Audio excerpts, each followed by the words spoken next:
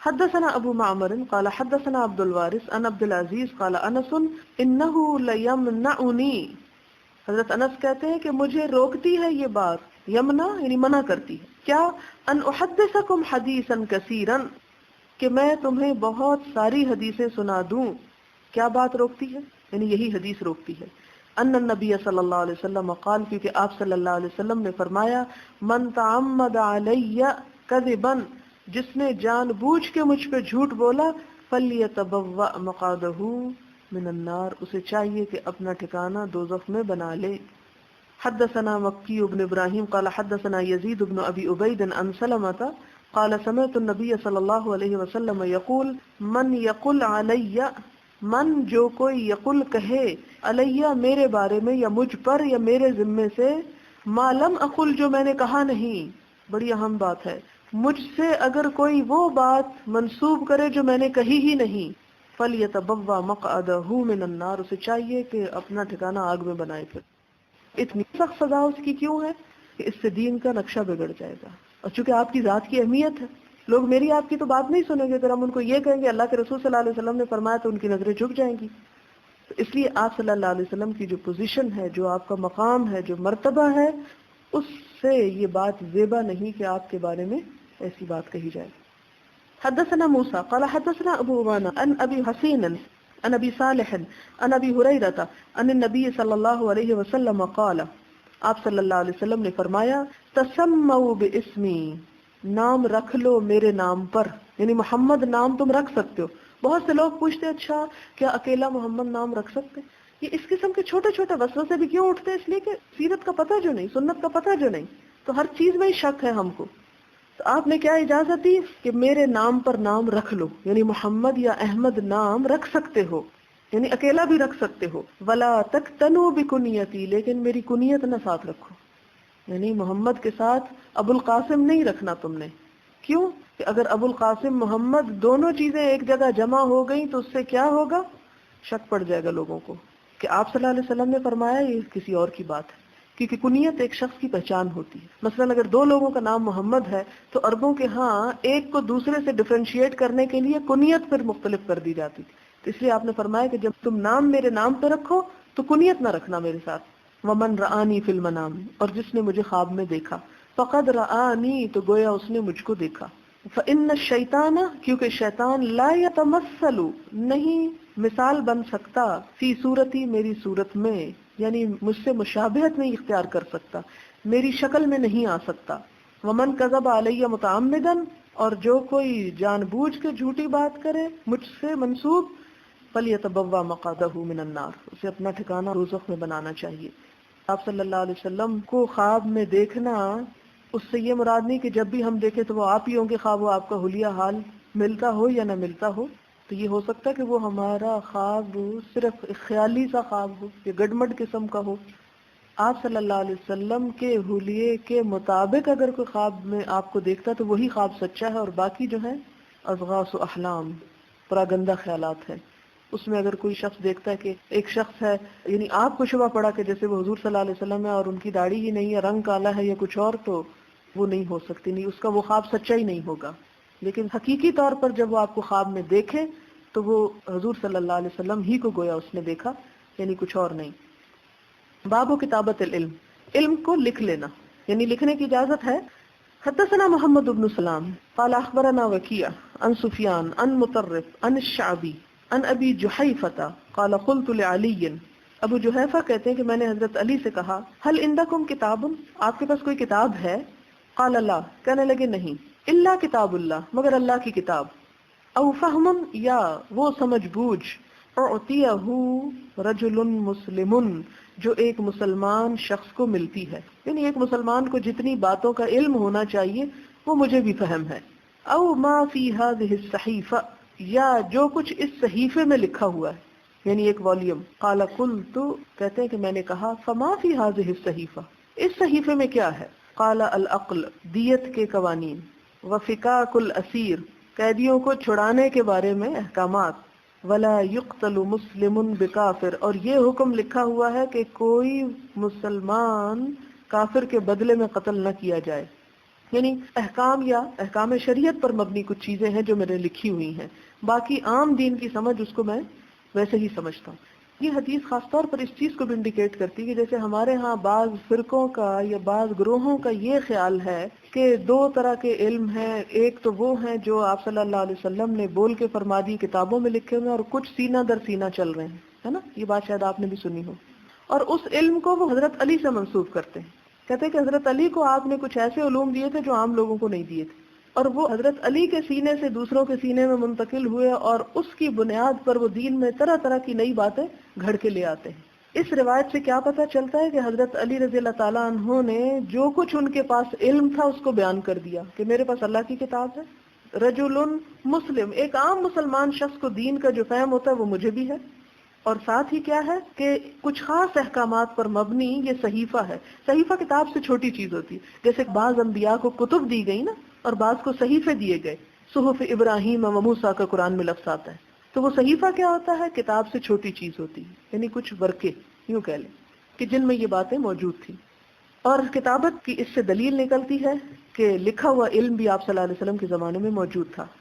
اگلی حدیث، حدثنا ابو نعیم الفضل بن دکین قال حدثنا شیبان عن یحیی عن ابی سلمۃ عن ابی ہریرہ ان خزاعۃ قتلوا رجلا، کہ خزاع والوں نے ایک شخص کو قتل کر دیا، من بنی لیث، بنو لیث میں سے، عام فتح مکہ، فتح مکہ کے سال، یعنی فتح مکہ کے سال بنو خزاعہ نے بنو لیث میں سے ایک شخص کو مار دیا، بقتیل، ایک مقتول کے بدلے، منہم، ان میں سے، قتلوہ، جس کو انہوں نے قتل کیا تھا، فاخبر بذلک النبی صلی اللہ علیہ وسلم، اس بات کی آپ صلی اللہ علیہ وسلم کو خبر دی گئی کہ ایسا ہو چکا ہے، فرکب راحلتہ، آپ اپنی اونٹنی پہ سوار ہوئے، راحلہ بمعنی سواری، مراد اونٹنی، فخطبہ، پھر خطبہ دیا۔ اس سے کیا پتہ چلتا ہے کہ امام سکھانے کے لیے اونچی جگہ پہ کھڑا یا بیٹھا ہو سکتا ہے، اسی لیے آپ دیکھیں کہ ہماری مسجدوں میں اب بھی جو ممبر ہوتے ہیں ان کی کئی ایک سیڑھیاں ہوتی ہیں، یعنی عام تعلیم جب تک یہ ممکن ہو کہ سب کے ساتھ نیچے بیٹھ کے ایک حلقے میں بات ہو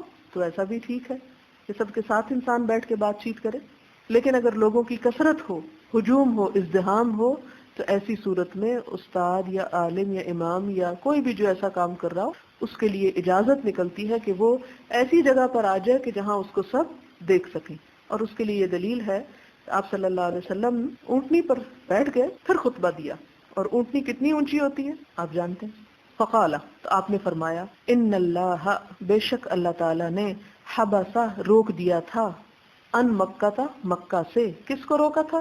القتل او الفیل، قتل کو یا ہاتھیوں کو، یعنی قتل کرنا بھی روک دیا، اور دوسری چیز ہاتھیوں کو بھی روکا تھا۔ کون سے ہاتھی؟ جو ابرہہ لے کے آیا تھا، سورۃ الفیل میں جن کا ذکر ہے۔ قال ابو عبداللہ، یہ ابو عبداللہ امام بخاری خود ہیں، ابو عبداللہ امام بخاری کہتے ہیں، قضا قال ابو نعیم، ابو نعیم نے اس بات کو ایسے ہی روایت کیا۔ یہ ابو نعیم کون ہے؟ امام بخاری کے استاد ہیں، جن کا نام پیچھے آپ دیکھ رہے ہیں، فضل بن دکین لکھا ہوا ہے حدیث کے شروع میں۔ وسلط علیہم رسول اللہ صلی اللہ علیہ وسلم والمؤمنون، اور غالب کیے گئے، سلطہ، مسلط کیے گئے ان پر اللہ کے رسول صلی اللہ علیہ وسلم اور مومنین، یعنی غالب آ گئے، فتح ہو گئی مکہ کے کافروں پر۔ الا، سنو، وانہا، اور بے شک وہ، لم تحل، نہیں حلال ہوا، کیا؟ مکہ، لأحد، کسی کے لیے، قبلی، مجھ سے پہلے، یعنی مکہ میں کسی کو قتل کرنا مجھ سے پہلے کسی کے لیے حلال نہیں ہوا تھا، ولا تحل لأحد بعدی، اور میرے بعد بھی کسی کے لیے حلال نہیں ہوگا، الا، خبردار، وانہا، اور بے شک وہ، حلت لی، حلال ہوا تھا میرے لیے، ساعتم من نہار، دن کی بس ایک گھڑی کے لیے، یعنی تھوڑی دیر کے لیے حلال کیا گیا تھا، الا، خبردار، وانہا ساعتی ہذہ، اور وہ گھڑی، یہ گھڑی ہے جس میں آپ صلی اللہ علیہ وسلم خطاب کر رہے تھے، حرام، یعنی مکہ کیا ہے؟ حرام ہے، لا یختلا شوکہا، نہ اکھیڑا جائے گا اس کا کانٹا، یعنی اس کے کانٹے بھی نہیں کاٹے جائیں گے، کانٹوں والے اگر پودے ہوں تو وہ بھی لگے رہیں گے، ولا یعضد شجرہا، اور نہ کاٹا جائے گا اس کا درخت، ولا تلتقط، اور نہ اٹھایا جائے گا، لقطہ جو پیچھے آپ پڑھ چکے، ساقطتھا، اس کی گری پڑی چیز، یعنی مکہ میں اگر کسی کو گری پڑی چیز ملے تو وہ نہیں اٹھا سکتا، الا، مگر وہ اٹھائے گا، لمنشد، جو اعلان کرنے والا ہو، یعنی اس کو پھر اعلان بھی کرنا ہوگا.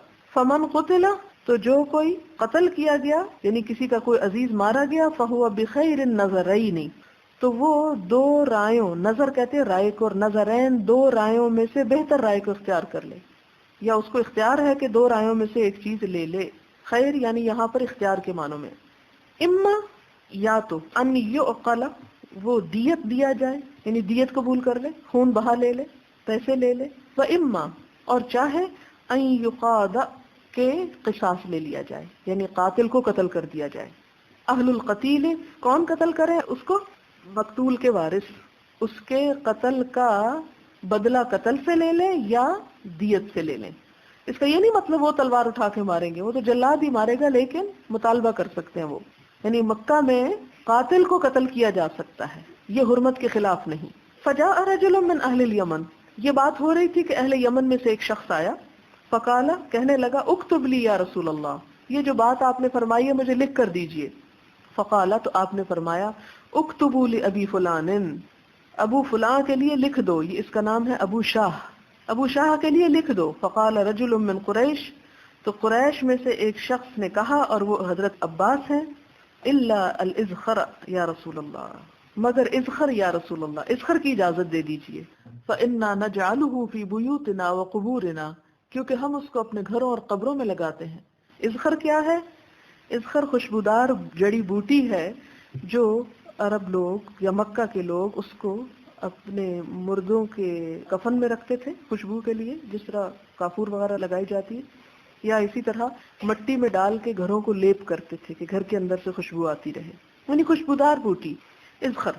یا رسول اللہ ازخر کی اجازت دیجیے.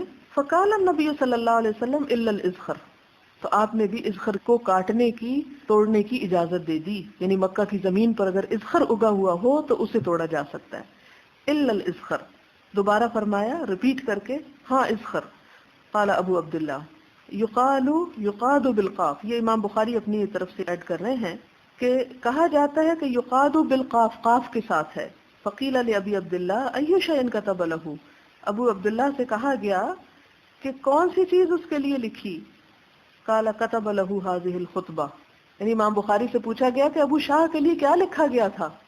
وہ جو کہنے لگے کہ مجھے لکھ دیجئے، اور آپ نے فرمایا لکھ دو اس کو، تو ان سے پوچھا گیا پھر کیا لکھا. تو ابو عبداللہ امام بخاری کہتے ہیں کہ وہ خطبہ جو آپ فرما رہے تھے اس کو لکھ کر دیا گیا تھا.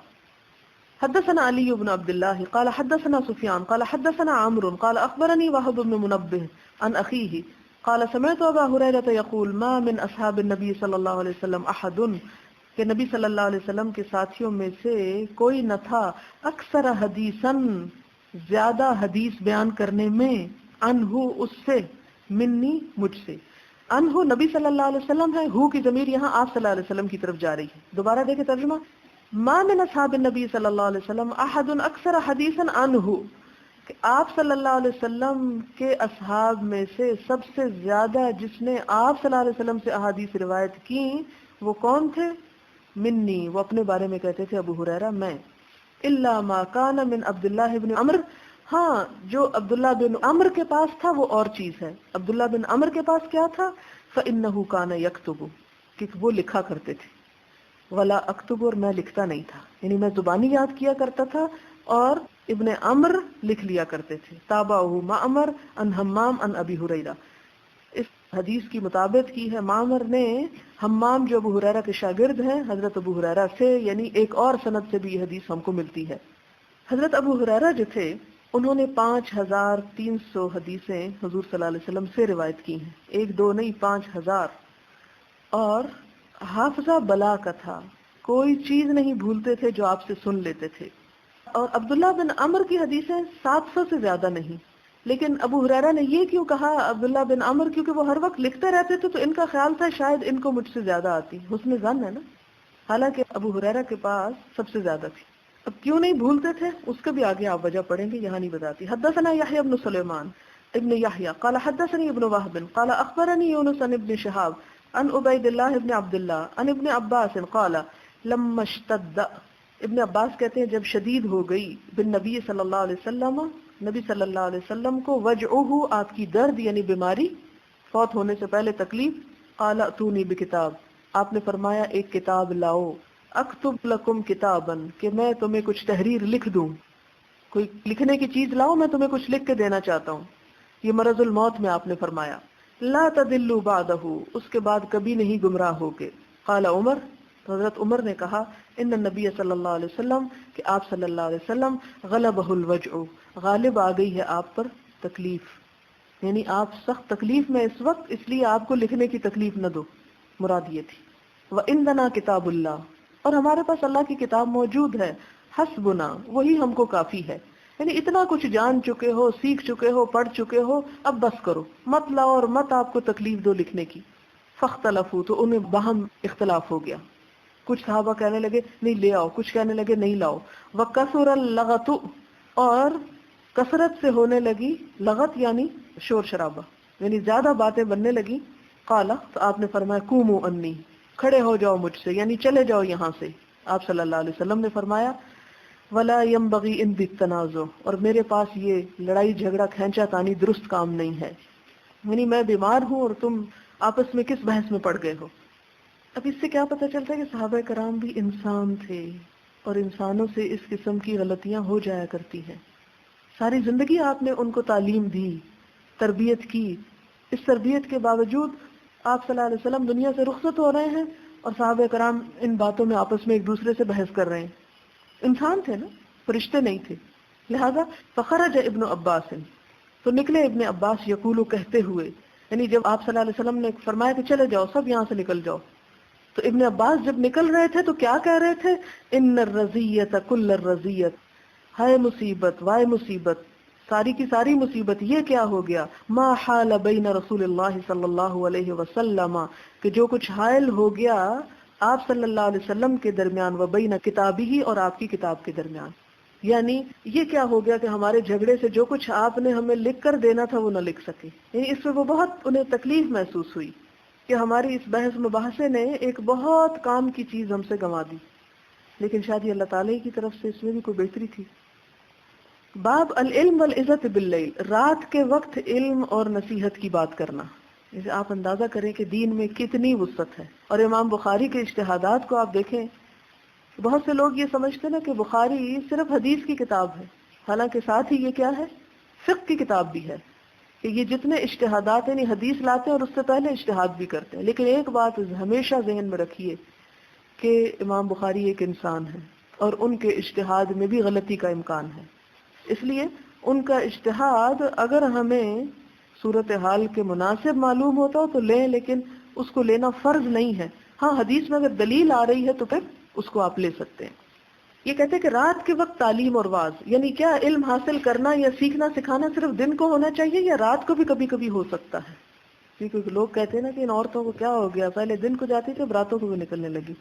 حدثنا صدقہ قال اخبرنا ابن عیینہ عن معمر عن الزہری عن ہند عن ام سلمۃ وعمر ویحیی بن سعید عن الزہری، اندازہ کرے کتنے راوی، عن ہند عن ام سلمۃ قالت، ام سلمہ کہتی ہیں استيقظ، جاگے، النبی صلی اللہ علیہ وسلم، نبی صلی اللہ علیہ وسلم، یعنی رات کو سونے کے بعد جاگے، تہجد کا وقت تھا.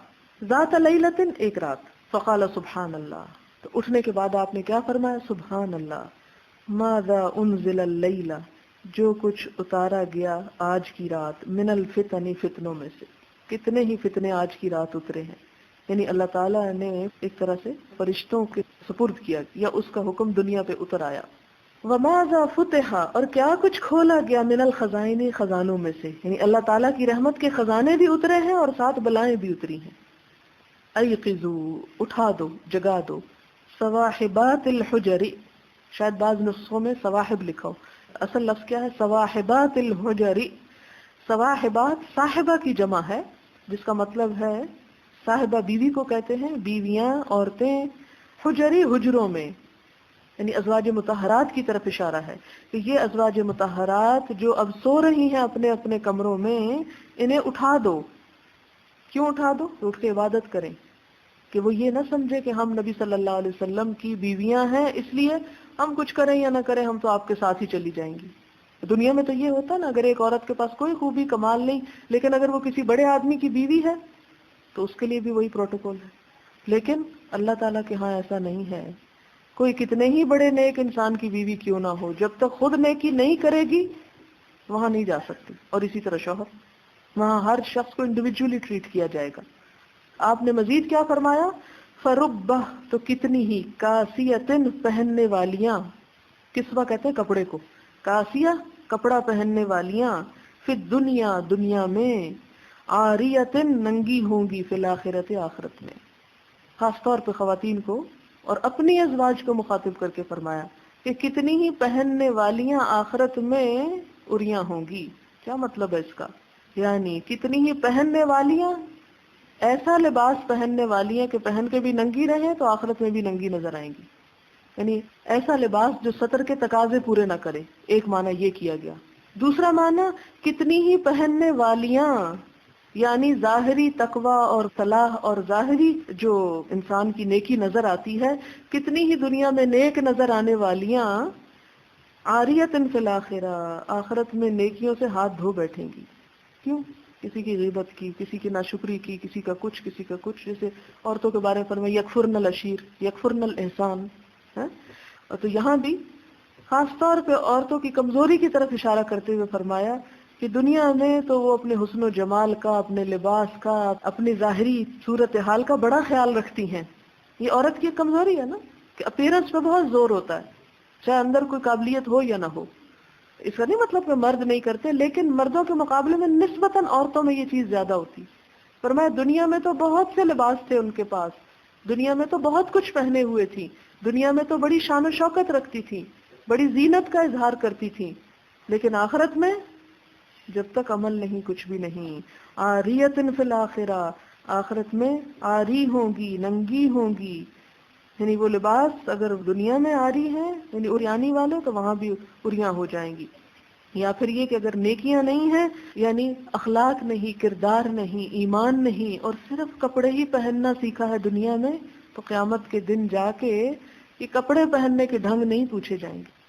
آپ دیکھیں کہ آج کی ہماری خاتون کس کام میں اپنی صلاحیتیں سب سے زیادہ لگاتی ہے، یا لگا رہی ہے، یا ہر طرف نظر آ رہا ہے لگائے ہوئے، سب جانتے ہیں.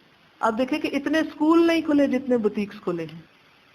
باب السمر فی العلم، سمر کہتے ہیں رات کے وقت گفتگو کرنا نیند سے پہلے. یہ پہلے حدیث کیا تھی کہ سو کے اٹھ کے آپ نے تعلیم دی ایک طرح سے، اور یہ حدیث کیا ہے کہ سونے سے پہلے، یعنی دونوں اوقات میں دی جا سکتی ہے.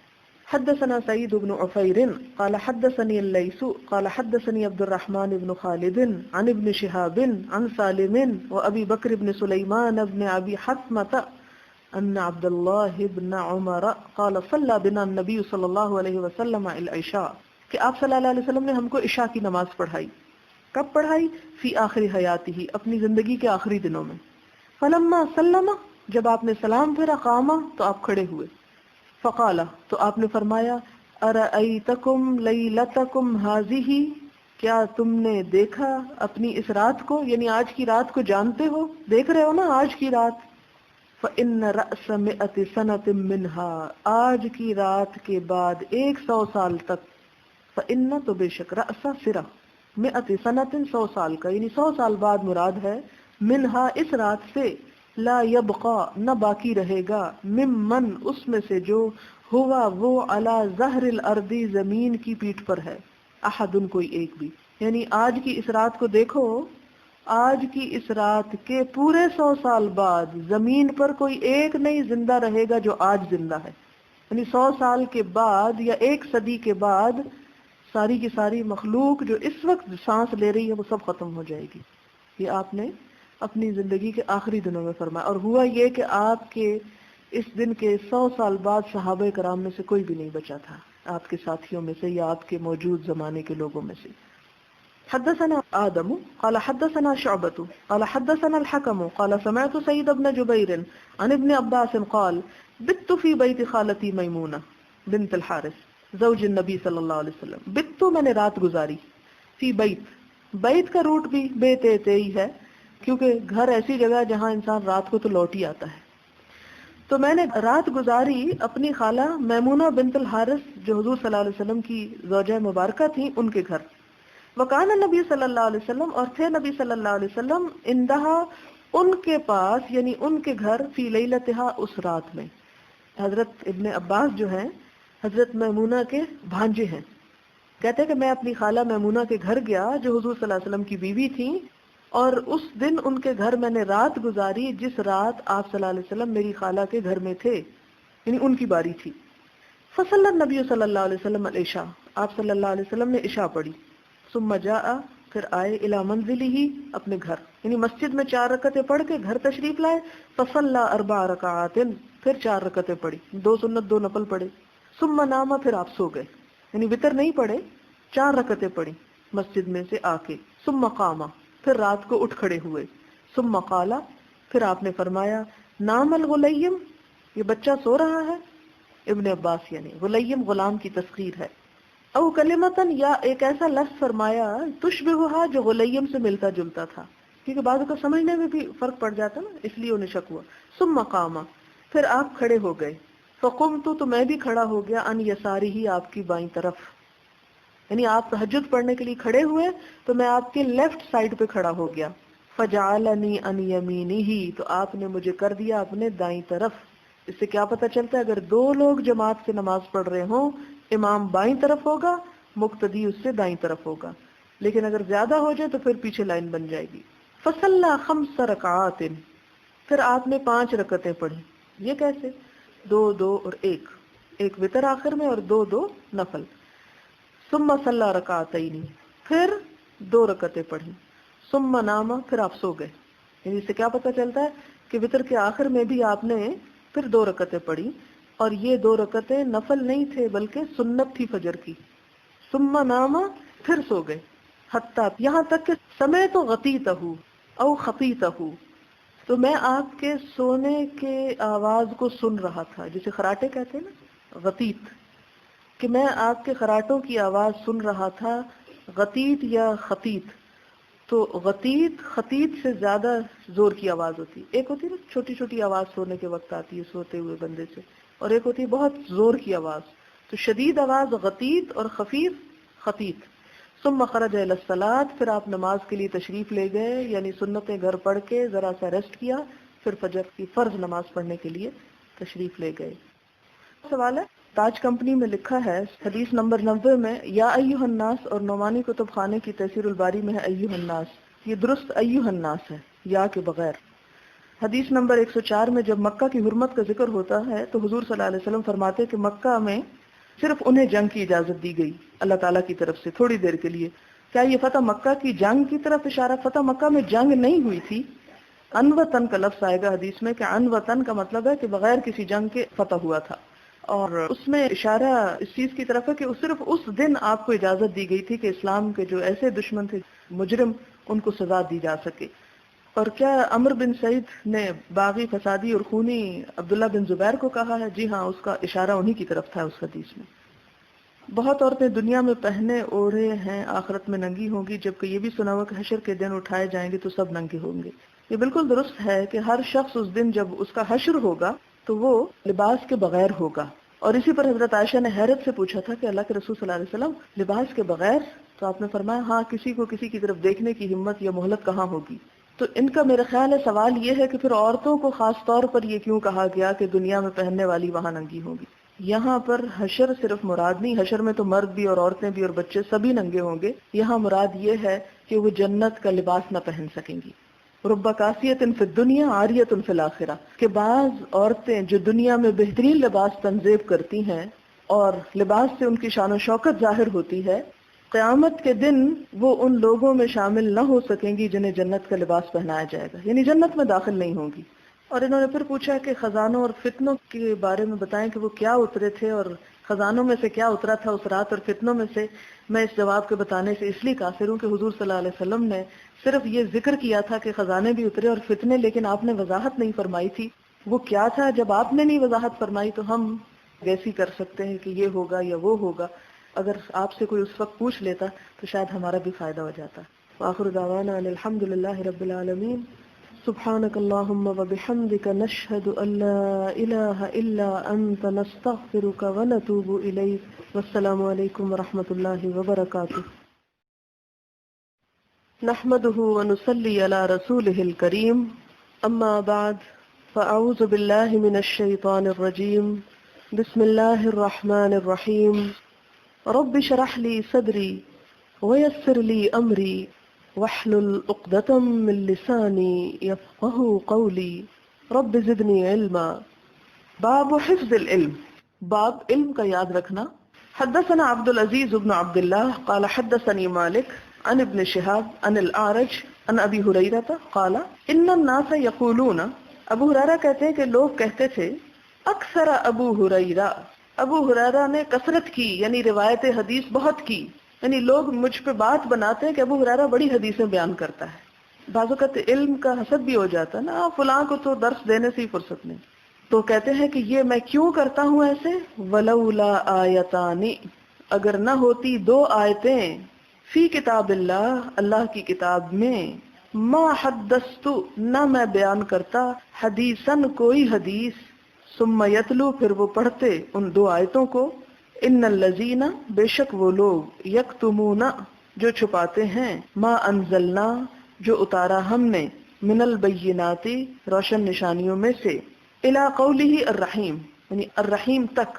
تو میں آیت مکمل کرتی ہوں. ان الذین یکتمون ما انزلنا من البینات والہدی من بعد ما بیناہ للناس فی الکتاب اولئک یلعنہم اللہ ویلعنہم اللائنون الا الذین تابوا واصلحوا وبینوا فاولئک اتوب علیہم وانا التواب الرحیم. سورۃ البقرہ آیت 159 اور 160 ہے، جو نہیں لکھ سکے وہ بعد میں لکھ لیں.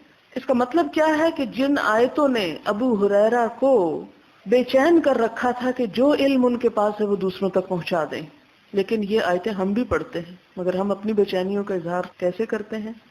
آیت کا ترجمہ کچھ یوں ہے کہ بے شک وہ لوگ جو چھپاتے ہیں اس علم کو جو ہم نے اتارا، بینات میں سے، والہدا، اور ہدایت میں سے، من بعد ما بیناہ للناس، اس کے بعد کہ ہم نے اس علم کو لوگوں کے لیے بیان کر دیا ہے، فی الکتاب، کتاب میں، اولئک، ایسے لوگوں پر، یلعنہم اللہ، اللہ لعنت کرتا ہے جو علم کو چھپاتے ہیں، وَيَلْعَنُهُمُ اللَّاعِنُونَ، اور لعنت کرنے والے سب ان پہ لعنت کرتے ہیں، یہ ساری مخلوق ان پہ لعنت کرتی ہے.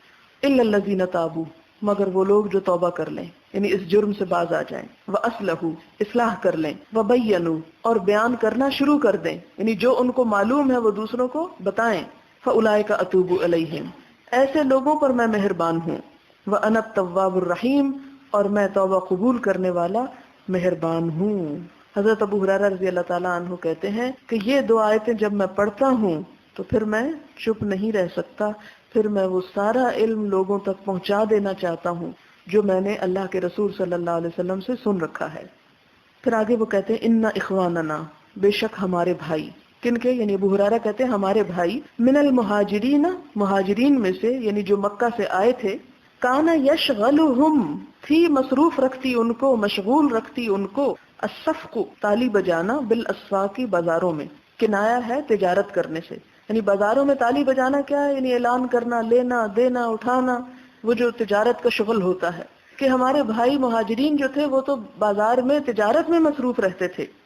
وَإِنَّ إِخْوَانَنَا مِنَ الْأَنصَارِ، اور ہمارے انصاری بھائی، کانا یشغلہم العمل، مشغول رکھتا تھا ان کو کام کرنا، فی اموالہم، ان کے مالوں میں، یعنی وہ بھی اپنے مال میں کام کرتے تھے، مصروف رہتے تھے. وَإِنَّ أَبَا هُرَيْرَةَ، اور ابو ہریرہ کیا کرتا تھا، کانا یلزم رسول اللہ صلی اللہ علیہ وسلم، لازم رہتا، جڑا رہتا، چپکا رہتا حضور صلی اللہ علیہ وسلم کو، لشبع بطنہ، اپنا پیٹ بھرنے کے لیے. کس چیز سے پیٹ بھرنے کے لیے؟ علم سے پیٹ بھرنے کے لیے. اور کھانا بھی بس وہی کھا لیتے جو آپ ان کو عنایت کر دیتے یا آپ کے پاس سے جو انہیں نصیب ہو جاتا. وَيَحْضُرُ مَا لَا يَحْضُرُونَ، اور ابو ہریرہ حاضر ہوتا تھا ان مجلسوں میں جہاں وہ حاضر نہیں ہوتے تھے. یعنی دوسرے بہت سے صحابہ کرام تھے بڑے بلند مرتبہ، لیکن علم کے لیے یکسوئی چاہیے، علم کے لیے لزام چاہیے. لزام کا مطلب جڑے رہنا، چمٹے رہنا، لگے رہنا. تو باقی لوگ یہ نہیں کرتے تھے. وَيَحْفَظُ، اور ابو ہریرہ حفظ کرتا تھا، مَا لَا يَحْفَظُونَ، جو وہ حفظ نہیں کرتے تھے. ابو ہریرہ رضی اللہ تعالیٰ عنہ کے بارے میں آتا ہے کہ یہ فتح خیبر کے بعد آئے تھے ہجرت کر کے مدینہ، لیکن جس دن سے آئے پھر اس کے بعد بسا اوقات معمولی مزدوری کی، لیکن سارا وقت اپنا علم میں گزار دیا. ان کا ایک بڑا دلچسپ واقعہ ہے کہ جب مزدوری کرتے تو ایک خاندان تھا بنو غزوان کا، ان کا کام کر دیا کرتے تھے کبھی کبھی. تو ان کی ایک خاتون تھی بسرا بنت غزوان، تو ان کا یہ کام کیا کرتے تھے. جب وہ ساری فیملی سفر پہ ہوتی تو ابو ہریرہ ان کے ساتھ چلے جاتے کبھی، اور وہ سوار ہوتے، یہ اونٹ کی نکیل پکڑ کے جا رہے ہوتے تھے پیدل، اور راستے میں وہ کہتے ہیں کہ بسرا مجھ سے کبھی کہتی کہ تم ابو ہریرہ فلاں کھانا تیار کر کے لاؤ، تو جب آگے چلیں گے پھر میں کھانا تیار کرتا، پھر ان کو کھلاتا. پھر وقت نے ایسا پلٹا کھایا، ابو ہریرہ علم میں مشغول ہو گئے، اور علم جس کے بارے میں آتا کہ والذین اوتوا العلم درجات، وہ درجات بلند ہوئے کہ ایک وقت آیا کہ مدینہ کے حاکم بنائے گئے، قاضی بنائے گئے، اور سب لوگوں کو، سب مالداروں کو پیچھے چھوڑ گئے. اور یہی بسرا جو تھی ان سے نکاح کیا، پھر یہ ان کو کھانا بنا کے دیتی. یہ علم کی فضیلت ہے. انسان طالب علم ہوتا ہے، فقیر ہوتا ہے، لیکن جو یہ فقیری دیکھ لے اسے زندگی میں ہی صلہ مل جاتا ہے، اور زندگی میں ہی اس کی جزا مل جاتی. آخرت میں تو جو ملے گی وہ تو اللہ کا وعدہ ہے، والذین اوتوا العلم درجات. لیکن ایسے رنگ اور ایسی مثالیں دنیا میں بھی قابل ذکر ہیں. تو اس ساری حدیث سے ہم کو کیا پتہ چلتا ہے کہ علم ایسی چیز ہے جس کی حفاظت کرنا ضروری. حفظ العلم یعنی کہ سنا اور بلا دیا.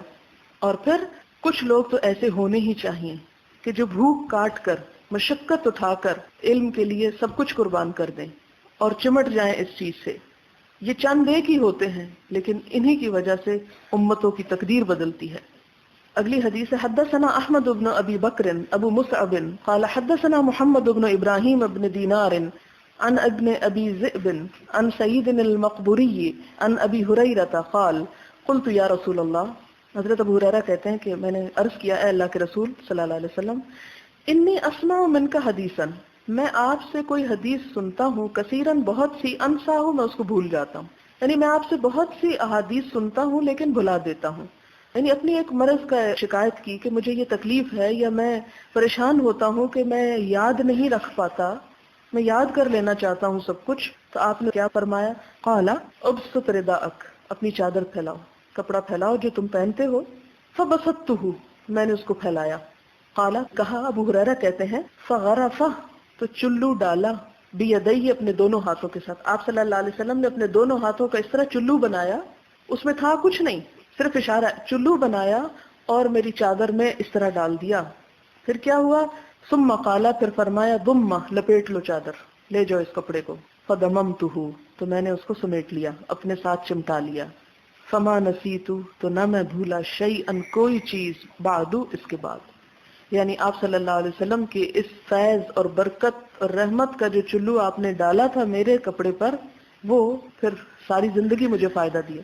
اس سے کیا پتہ چلتا ہے کہ آپ صلی اللہ علیہ وسلم کے جو فیض تھی اور برکت تھی وہ ان میں سرایت کی.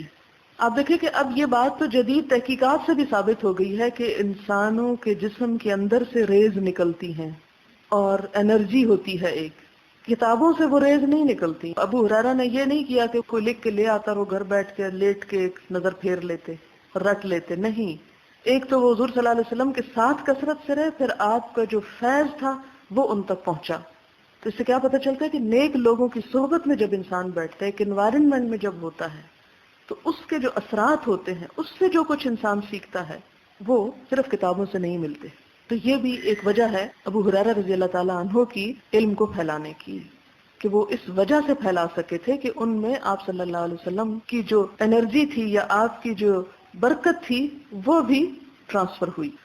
حدثنا ابراہیم ابن المنذر قال اخبرنا ابن ابی فدیک بہذا او قال غرف بیدہ فیہ، کہ یہ حدیث ابراہیم بن منذر نے بھی بیان کی ہم سے، اور ان سے ابن ابی فدیک نے، اس میں یہ کہا گیا کہ غرف بیدیہ فیہ، کہ آپ نے انڈیلا اپنے چلو سے اس میں، فیہ، اس میں.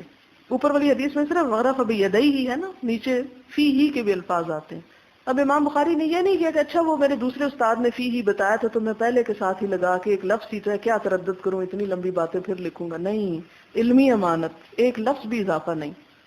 حدثنا اسماعیل قال حدثني اخی عن ابن ابی ذئب عن سعید المقبوری عن ابی ہریرہ قال، ابو ہریرہ رضی اللہ تعالیٰ عنہ کہتے ہیں حفظت، میں نے یاد کر لی، ان رسول اللہ صلی اللہ علیہ وسلم، نبی صلی اللہ علیہ وسلم سے، وعاءین، دو برتن، یعنی میں نے یاد کیے یا لے لیے دو برتن، یعنی دو قسم کا علم مراد ہے. وعائین یعنی نوعین من العلم، وہ کیا تھے؟ ایک احکام و سنن اور دوسرا تھا اخبار الفتن، یعنی ایک تو زندگی کے عام احکامات کے، نماز کیسے پڑھی جائے، روزہ کیسے رکھا جائے، احکام اور سنن، اور دوسری تھی اخبار الفتن، فتنوں کی خبریں، آپ نے کچھ ایسی پیشن گوئیاں کی ہوئی تھی. فاما احدہما، تو جہاں تک ان دونوں میں سے ایک کا تعلق ہے، فبثثتہ، تو میں نے اس کو پھیلا دیا ہے. بث فیہا من کل دابہ قرآن پاک میں آتا ہے، یعنی نشرتہ، اس کو میں نے نشر کر دیا ہے، لوگوں کو بتا دیا ہے، کھلے عام ان کو روایت کیا ہے.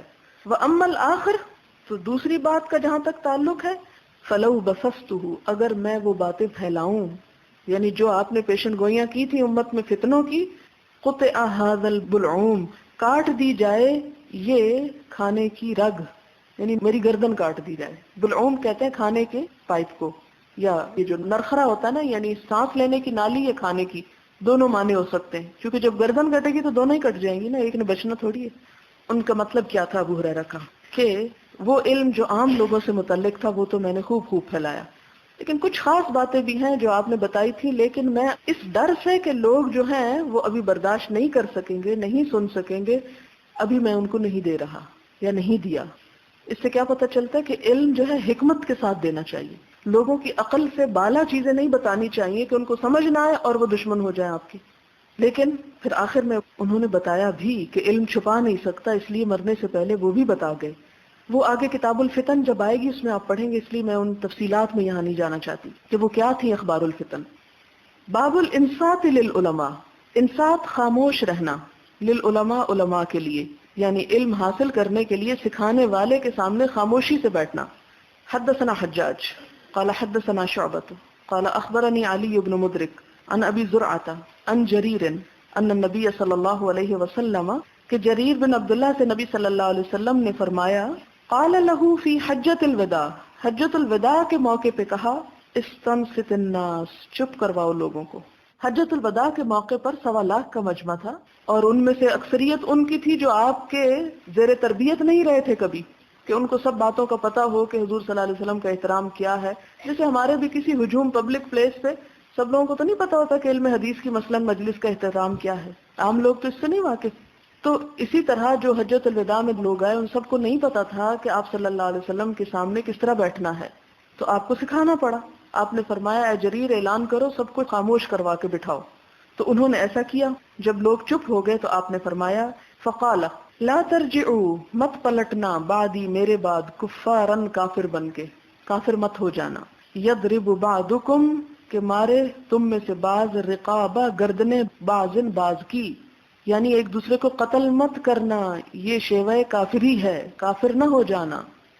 باب ما یستحب، جو پسندیدہ ہے، للعالم، عالم کے لیے، اذا سئل، جب وہ پوچھا جائے، ای الناس عالم، کون سا لوگوں میں سے زیادہ علم رکھتا ہے، تو اسے کیا کہنا چاہیے.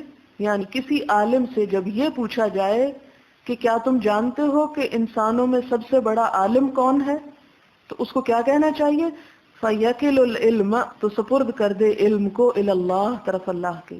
اسے یہ نہیں کہنا چاہیے میں نہیں جانتا، کہنا چاہیے اللہ عالم، اللہ زیادہ جانتا ہے. یا جس کسی چیز کے بارے میں شک ہو تو اس میں جھوٹی یا غلط بات نہیں کہنی چاہیے، اسے اللہ کے حوالے کر دینا چاہیے کہ یہ میں جانتا ہوں اور اصل علم اللہ کے پاس ہے. جسے کہا جاتا نا واللہ عالم بالصواب، درست بات اللہ ہی جانتا ہے، یہ کہنا چاہیے. یہ آپ دیکھیں نا کہ عالم کو بھی کتنے ادب سکھائے گئے، کتنی وسعت ہے. یہ کتاب العلم میں آپ نے دیکھا ہوگا کہ علم صرف انفارمیشن نہیں بلکہ اس کے سیکھنے اور سکھانے اور اس کے لیے چلنے اور ان تمام چیزوں کے بے شمار آداب ہیں جو اسلام نے دیے. حدثنا عبداللہ بن محمد قال حدثنا سفیان قال حدثنا عمرو قال اخبرني سعید بن جبیر قال قلت لابن عباس، سعید بن جبیر نے ابن عباس سے کہا، ان نوفل البکالیہ، کہ نوف البکالی یہ تابعی تھے، اسرائیلیات کے عالم تھے. کعب بن احبار یہودی عالم کی بیوی کے بیٹے تھے، یعنی ان کے اپنے بیٹے اپنے سے نہیں تھے بلکہ ان کی بیوی کی شادی پہلے کہیں اور ہوئی ہوگی تو ان کے بیٹے تھے. یزعم، دعویٰ کرتا ہے یا کہتا ہے، کون کہتا ہے، نوف بکالی کہتا ہے، ان موسیٰ، کہ موسیٰ علیہ السلام، لیسا بموسیٰ بنی اسرائیل، یہ وہ نہیں جو بنی اسرائیل کے موسیٰ ہیں، یعنی فرعون کے مقابلے والے نہیں، یہ کوئی اور موسیٰ ہیں جو اس حدیث میں آئے ہیں. فقال تو کہا کس نے؟ ابن عباس نے. کذب عدو اللہ جھوٹ کہا اللہ کے دشمن نے. ابن عباس بہت بلند پایا عالم اور ان کو اللہ کا دشمن کہہ رہے ہیں. ذرا سوچے کیوں؟ اس لیے کہ جو شخص حضور صلی اللہ علیہ وسلم کی بات کو غلط معنی پہنائے، غلط تعویل کرے، وہ پھر صرف رسول اللہ کا نہیں اللہ کا بھی دشمن ہے.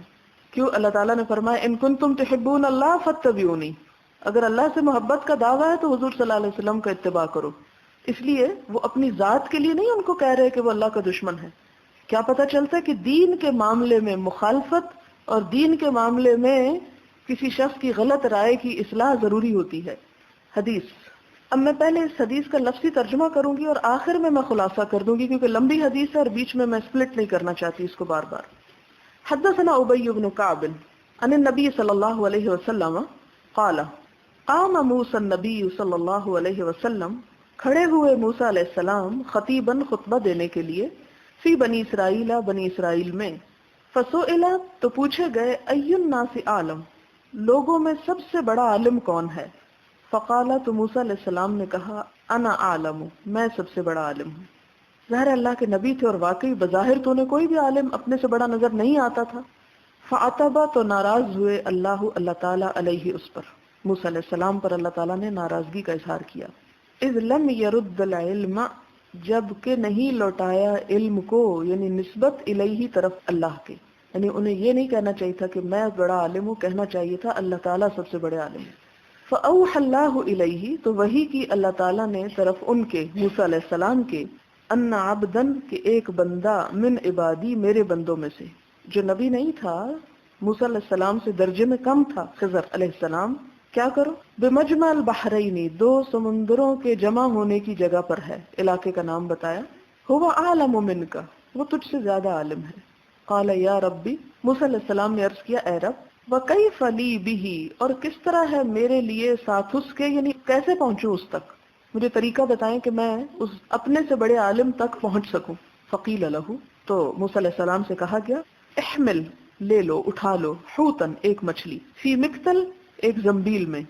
مکتل اس برتن کو کہتے ہیں جس میں 15 صاع چیز آ جائے. صاع ایک پیمانے کا نام ہے، یہ کافی بڑا برتن لگتا ہے، نہیں آپ کیوں سمجھے جیسے 15 سیر چیز جس میں آ جائے. اتنا بڑا ڈول یا اتنی بڑی بکٹ لے لو جس میں ایک مچھلی کو ساتھ رکھ لو.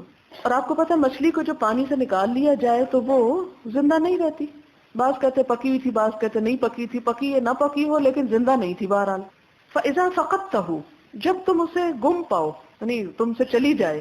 ظاہر ہے کہ ایک مچھلی جو بے جان ہو چکی ہے اگر نکل کے کہیں چلی گئی تو اس کا مطلب ہے کہ وہ اللہ کی نشانی ہے ایک. ہماری مچھلیاں تو نہیں اس طرح کر سکتی. فہو سما، تو وہ وہیں پر ہوں گے، یعنی جہاں مچھلی گم ہو جائے گی وہ وہیں ملیں گے تم کو. فانطلق، تو وہ چل دیے. وانطلق، اور چلے، بفتاہ، اپنے نوجوان کے ساتھ، یوشع بن نون، یعنی حضرت موسیٰ یوشع بن نون اپنے خادم کے ساتھ روانہ ہوئے. وحملا، دونوں نے اٹھا لی، حوتن، ایک مچھلی، فی مکتل، زنبیل میں، بکٹ کہہ سکتے ہیں آپ. حتیٰ، یہاں تک کہ کانا، وہ دونوں تھے، عند الصخرتی، ایک پتھر کے پاس، چٹان کے پاس. ودعا رؤوسہما، رکھ دیا ان دونوں نے سر اپنا، وناما، اور سو گئے. تو ایک پتھر پہ ہی جا کے لیٹ گئے. کہتے ہیں نا نیند تو سولی پہ بھی آ جاتی ہے. ناما، دونوں سو گئے. فانسلّ، تو چپکے سے نکل گئی، کھسک گئی، الحوت، مچھلی، من المکتل، زنبیل سے.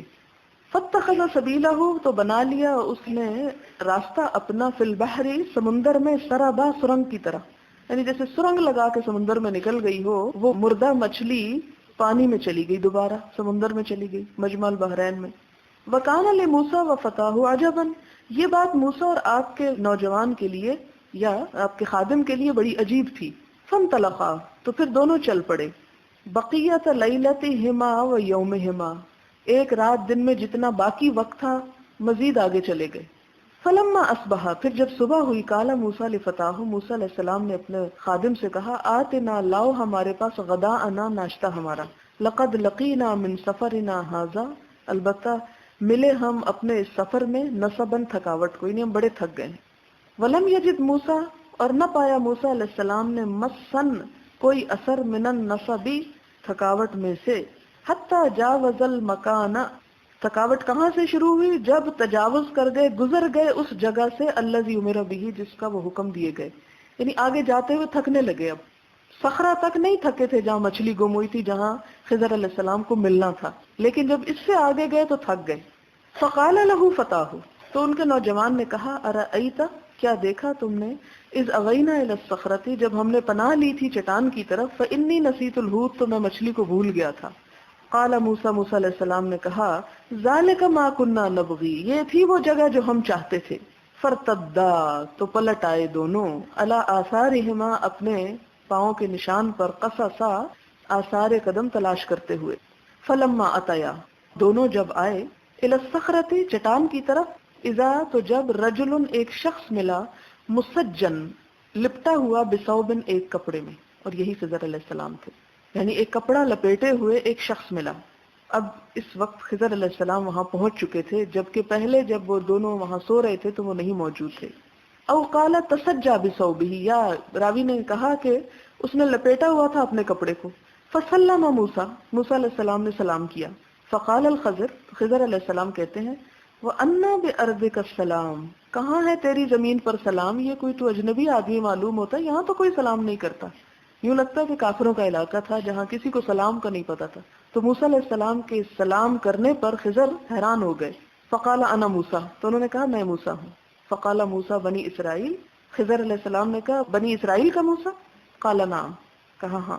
قال هل اتبعک، موسیٰ علیہ السلام نے کہا کہ کیا میں آپ کے پیروی کروں، آپ کے ساتھ چلوں، علی ان تعلمنی، اس شرط پر کہ آپ مجھے سکھائیں گے، مما علمت، اس میں سے جو آپ سکھائے گے، رشدہ، کوئی بھلائی کی باتیں.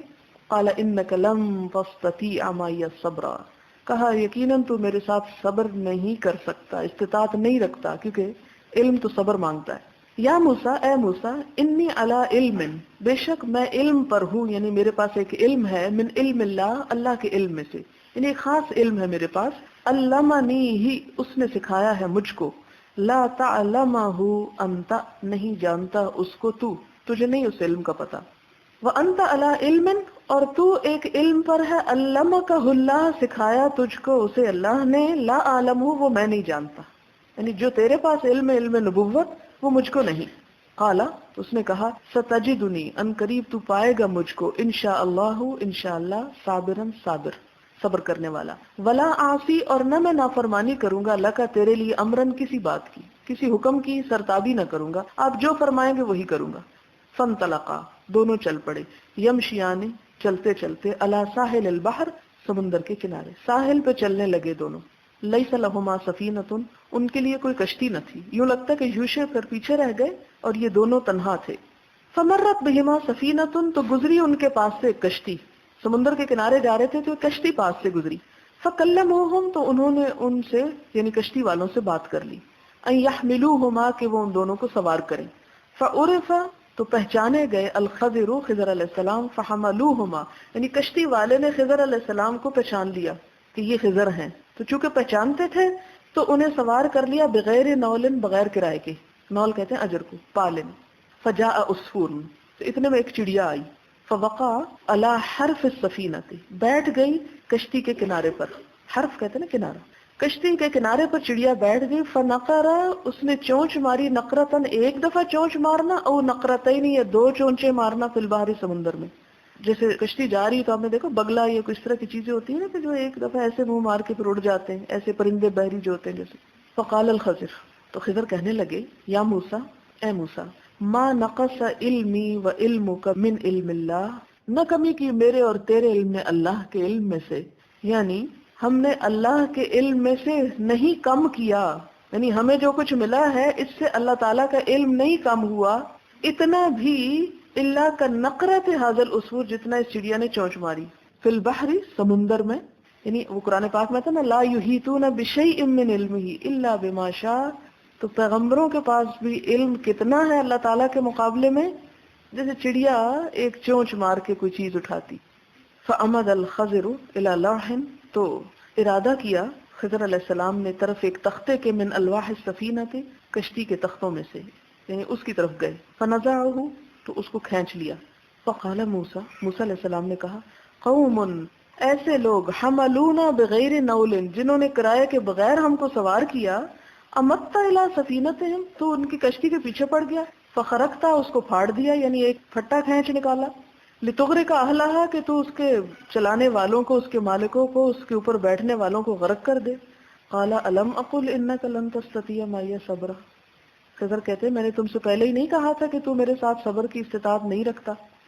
قال لا تؤاخذنی بما نسیت.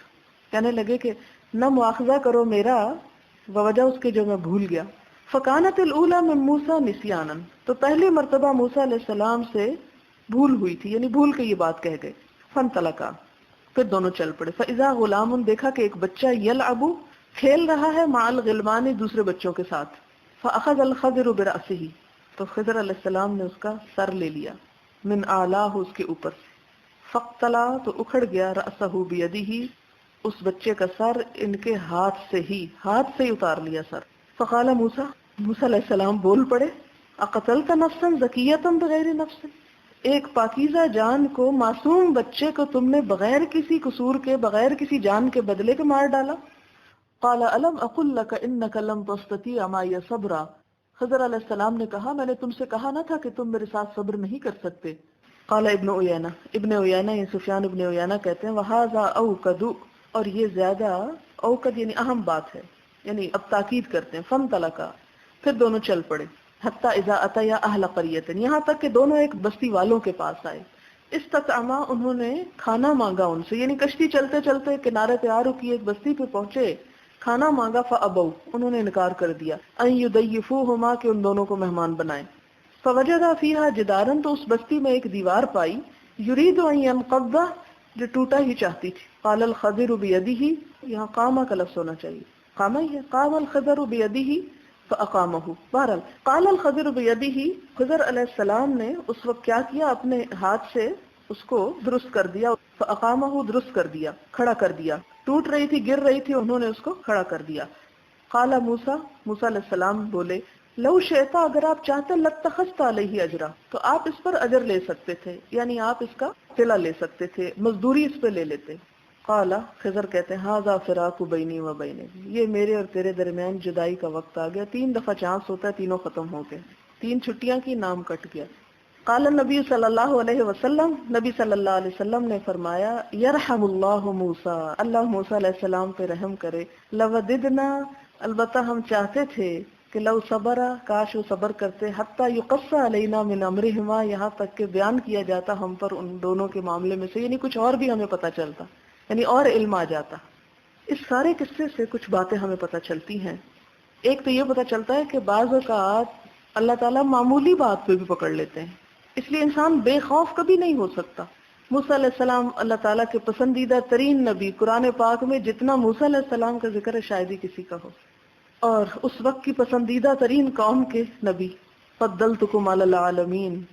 لیکن اس کے باوجود موسیٰ علیہ السلام نے صرف زبان سے اتنا کہا تھا کہ میں سب سے زیادہ جانتا ہوں. اور ایک اور روایت میں آتا ہے، کہتے ہیں کہ مجھے نہیں معلوم. تو اس پہ کہا کہ نہیں، ان کو یہ نہیں، یہ کہنا چاہیے تھا کہ اللہ عالم. اتنی سی بات پر پکڑ ہو گئی.